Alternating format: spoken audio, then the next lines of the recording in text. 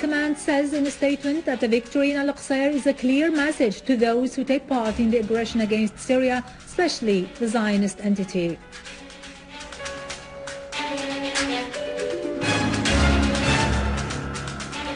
The Army General Command calls on the people of al-Qseir to return to their homes within few days. The preparatory meeting for holding an international conference on Syria begins in Geneva, as Russia indicates that there is some change in the attitude of the West towards Syria.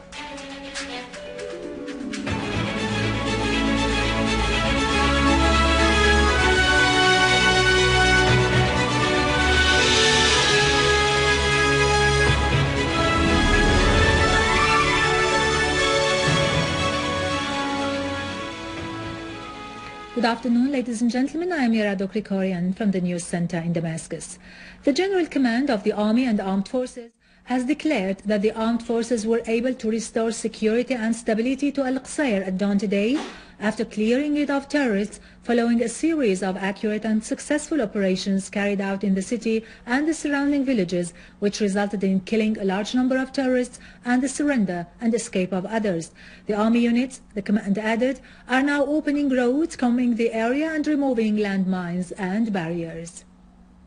The Army General Command said in a statement that the victory realized by the Army heroes is a clear message to all those who took part in the aggression against Syria, particularly the Zionist enemy and its agents in the region and its tools on the ground, that the armed forces are always ready to confront any aggression against our dear homeland.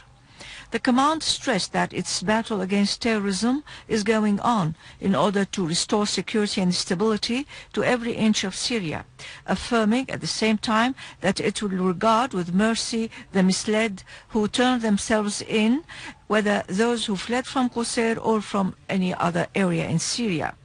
The General Command called in its statement on the citizens of al-Qseir to be reassured and to return to their homes in a few days. The command reassured the people in general and the citizens of al-Qseir in particular that those who were used by the armed men as human shields have all been evacuated and the wounded of them are being currently treated. The command also stressed in the wake of its successive victories in its war against regular and systematic terrorism that it will not hesitate to strike at the armed men wherever they may be and on any inch of the Syrian land, as the homeland soil is sacred, never to be desecrated, and those who try to desecrate it will either die or surrender. The command pointed out that the documents found which prove the involvement of certain Arab regional and foreign sites in terrorism on Syria are being scrutinized and verified and will be disclosed to the public in due time. The Army General Command concluded its statement saying that the Syrian army, the protector of the homeland, extends thanks to the Syrian people for their constant stand and support for the army and promises them to be always up to challenges to bring about more victories, God's willing. The strategic city of al-Qseir along the Lebanese borders was fully cleared of jihadi terrorist groups who were supported by regional and international forces and financed by the Gulf states to destroy the Syrian state and people. The country's national flag was rehoisted on the public buildings and sites in the city of al-Qseir in Hom's countryside after our armed forces this morning restored security and stability to the whole city. The army carried out qualitative and prompt operations to restore security and safety to the city after the killing of a big number of terrorists and the surrender of others. The army destroyed the terrorists' hideouts with all the weapons and ammunition inside them and the tunnels and barricades where the terrorists were fortified. Our armed forces also dismantled dozens of explosive devices planted by terrorists in the citizens' houses and on the public roads to hinder the progress of the army.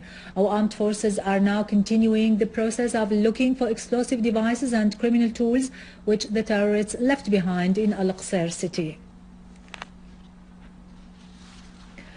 In a new confirmation of the organic connection between the Israeli enemy and the armed terrorist groups in Syria, the spokeswoman of Tzef Hospital in Safad, north of occupied Palestine, has revealed that a wounded man from the armed groups in Syria died in an ambulance before arriving at the hospital, where another wounded man of the armed groups had previously undergone a surgery.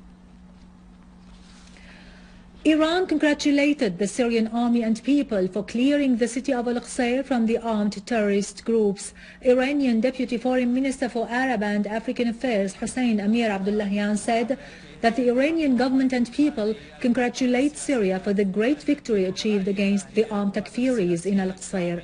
Abdullahian called for referring those who support these groups with weapons and arms to trial because they help terrorism to spread in the region and kill innocent people in Syria.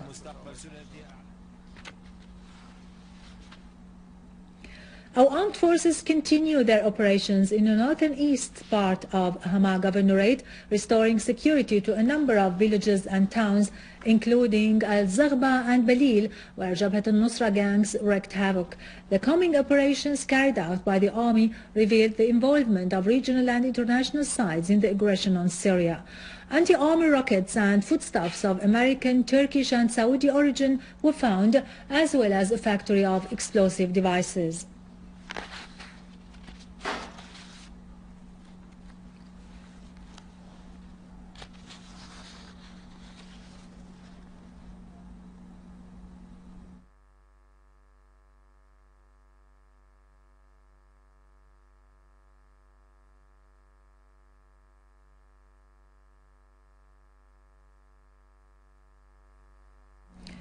Life is back to normal in al-Rashidin neighborhood in Aleppo after it has been cleared of terrorists by the army units. Aleppo governor carried out a field tour in the neighborhood and listened to citizens' complaints and demands. He gave directives for restoring full services to the quarter. The beginning was a cleaning campaign on a large scale with the participation of volunteers who cleaned streets and sprinkled insecticides.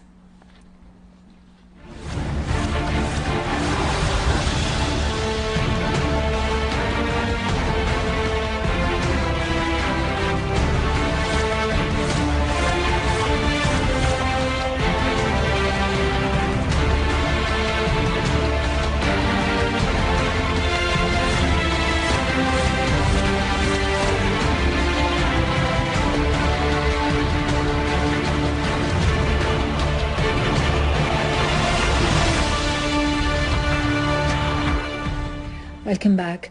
In Geneva, the tripartite meeting, which includes Russia, USA and UN, has started this morning in preparation for an international conference on Syria. The meeting will include Russian Deputy Foreign Minister Bogdanov, US Assistant Foreign Minister for Political Affairs Wendy Sherman, and UN Special Envoy al-Akhtar al-Brahimi, who will be accompanied by UN Deputy Secretary General for Political Affairs Jeffrey Feltman. The meeting aims at preparing for an international conference on Syria, which will include representatives of the government and the opposition. The Russian Foreign Ministry has declared that using the UN Human Rights Council to support one side of the crisis in Syria constitutes an obstacle in the way of preparations for the international conference to be held in Geneva on the Syrian crisis. In a statement published on its website today, the ministry said the Human Rights Committee's experts admitted that the armed men in Syria, who are increasingly joined by extremists, are the side that is perpetrating illegal death sentences, torture and kidnapping, and are using children to commit various crimes. The ministry said such atrocities by the extremists are being met with silence, particularly the scenes of rape and violence against women, despite many testimonies and news media reports. Russian Deputy Foreign Minister Mikhail Bogdanov said there is a change in the stance of the West towards the crisis in Syria, which started to realize that the only solution to the crisis is the political dialogue. He pointed out that for more than 2 years of war, the eyes of many of them opened to see it is a bloody dead end with no exit, but through starting a political dialogue between the Syrians themselves. Bogdanov, who is representing Moscow to the tripartite consultations between Russia, the US and the UN on Syria, due to be held in the UN headquarters in Geneva, today said that the discussions will focus on the participation of the Syrian government and the opposition in the upcoming international conference on Syria, noting that he and Deputy Foreign Minister Gennady Gatilov will meet representatives of the Syrian opposition in Geneva. Bogdanov clarified that the preparatory meeting will mainly discuss the list of participants and the level of representation to the international conference.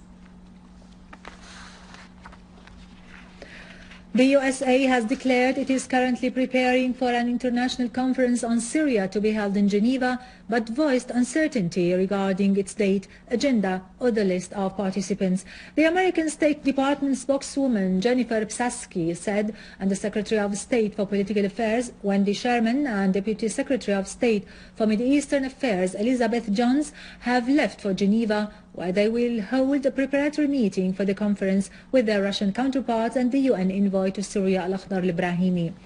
Psaki said the American and Russian delegations together with al-Ibrahimi will discuss the agenda and the participants in the conference. She said she did not know whether this meeting would be decisive for the convention of the International Conference on Syria. There is a lot of challenges, and it is not easy as we have a well-organized regime in return for an opposition that still tries to maintain self-coordination, she added. Finally, Turkish demonstrators who are demanding the resignation of Istanbul police commanders took to the streets once again in Ankara and Istanbul, challenging the rule of Recep Tayyip Erdogan. In Taksim Square, which has become a focal point for the demonstrators who accuse Erdogan of leading an oppressive regime, thousands set up camps and clashed with the police, who used tear gas and water hoses to disperse the protesters. Eyewitnesses said that clashes continued all night long in Tunceli province, during which demonstrators set up barricades and pelted police with stones. The Turkish trade union has already declared a strike, which included sanitation and electricity workers. The strike is expected to last for 2 days. With this, we end our news for today. Thank you for watching. For more details about Syria and the region and to view this bulletin again, you can always visit our website in English, syriaonline.sy. Now to latest business and market news with Vani Genjian after a short break.